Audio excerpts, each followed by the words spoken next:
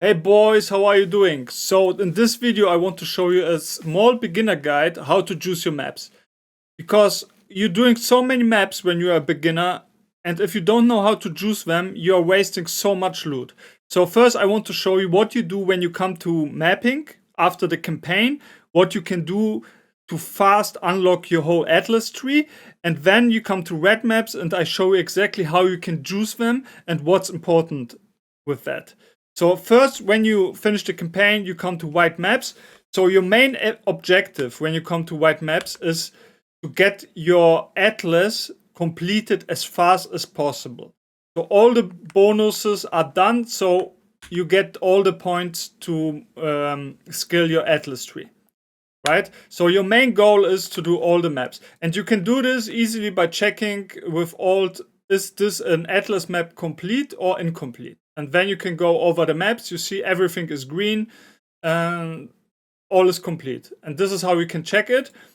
And you just do the maps that that you need to do, and you will receive Kirak missions here. So here will be also maps which are incomplete, and then you can pick them.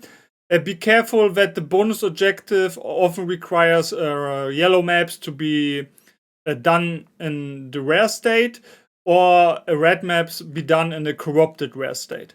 Otherwise, it will not count. And after you complete a mission, all the maps of Kirak will reset, and you can purchase all the incompleted maps here. So it will be much faster. And the third one as a bonus is when you sell 3 of the same maps, it will upgrade to a higher tier. And this way you can also get a lot of incomplete maps. And in 2 days, you have the whole Atlas tree unlocked. And now it's important that when you do the maps, you don't leave in white. So this is a white map. And maps you can customize like items, right? So here are the items we can use on maps. So you see the difference, right? Here are no modifiers and here are modifiers. So if you just do an orb of transmutation, you have already 10% more quantity. And in this patch, quantity is king. So don't worry so much about rarity, just do quantity. The more quantity you have, the better loot you will get and the more fun you will have. Right? And what you can also do is you can use alteration and just roll them when you're at the beginning, or 26, this is a good map. You probably can handle it, and you have 26% more quantity. This is already good when you're starting and don't have currency, right? After that, you will go to make them all yellow.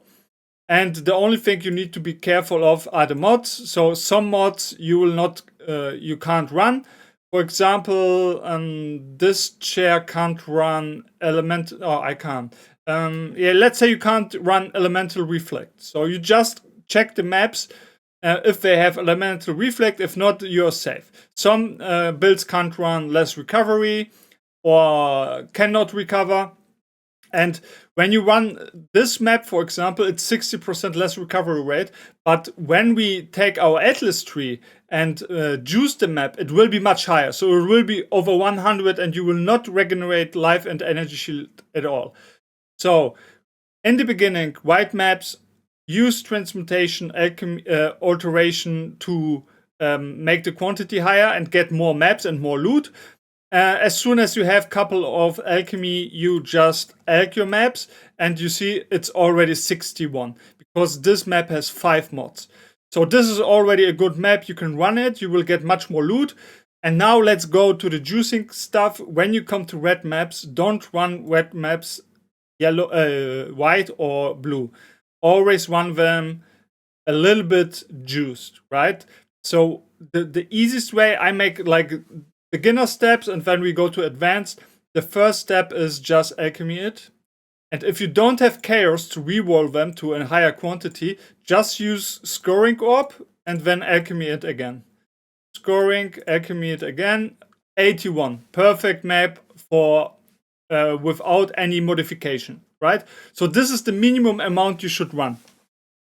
Like 6-7 mods, yellow, high quantity, able to do the mods. This is the minimum you should run. So this is the easiest way to choose a map. Use alchemy. If you have a lot of chaos, you could probably, just to save time, do a chaos on here. And the last step in the easy mode is to corrupt them. Because if you corrupt a map, it has a chance to become 8 modded.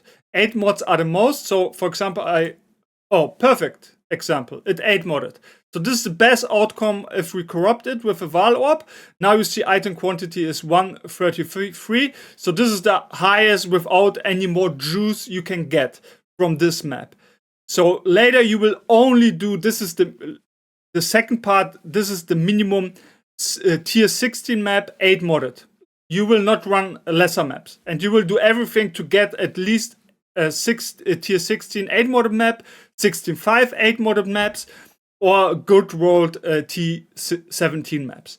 So with this, you can't do anything more because it's already corrupted. So what you could do is when it's still not corrupted, you can improve the quantity with a cartographer's chisel. So you see 81, 86, 890, 101. You see, you can do it 4 times. And now you could corrupt it. So we have a higher chance to become even higher item quantity, right? So if you use the cartographer chisel, if you can always also buy them from Kirak, buy here. So it's worth it.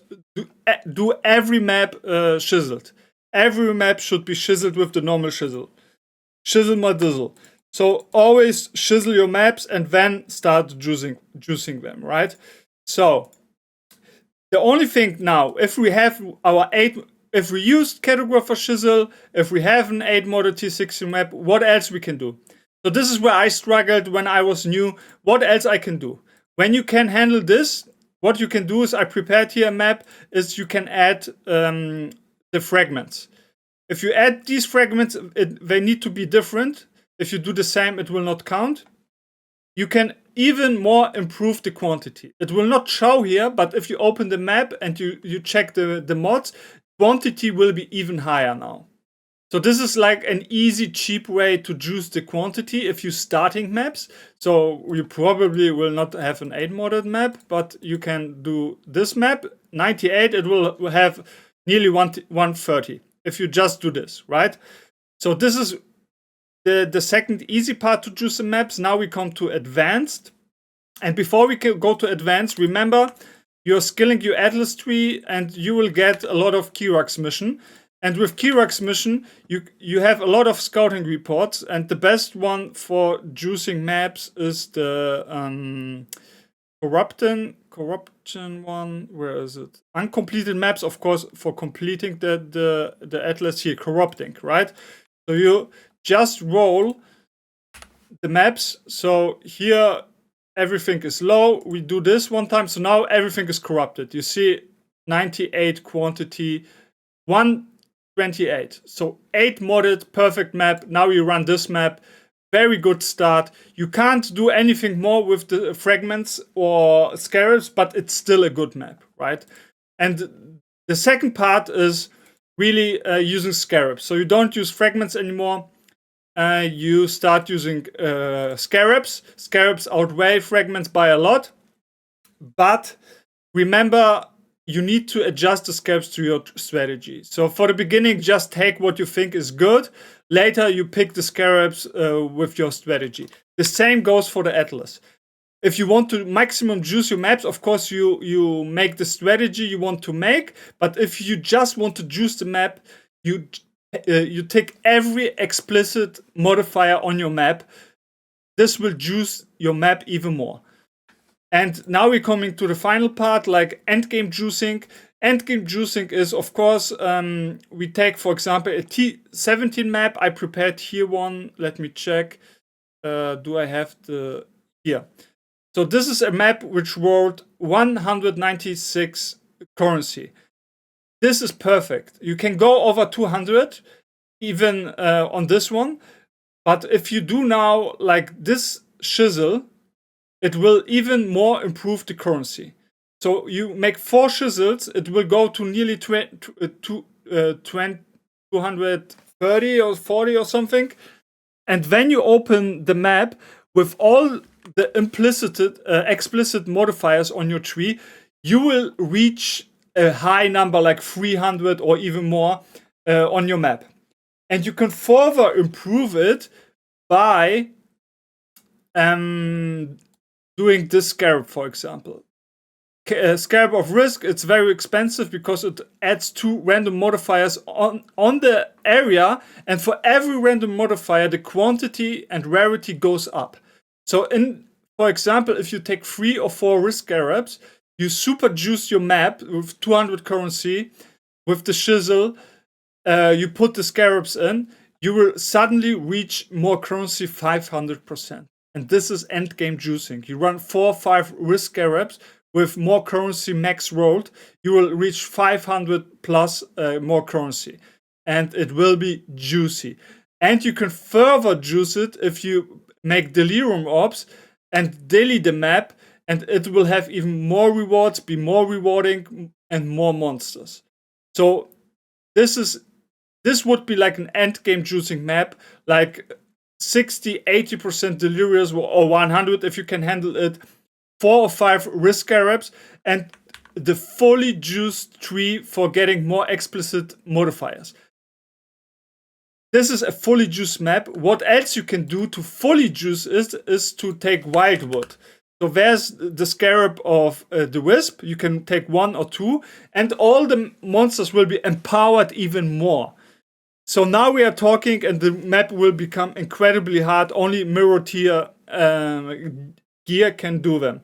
So now you have maximum currency, maximum chisel, maximum scarabs, maximum modifier explicited, and now you even empower them with wildwood. So you see, this would be a pure currency farming strategy because you need to adjust the strategy, but you can juice the map insanely far. So in this case, I love running more currency maps. So I would just take a T17 map and chaos it till I get like 179 at least currency. 140 is too low. 150 maps was good. I should save it. What do we have here? 100 maps. Item rarity 220. Nice.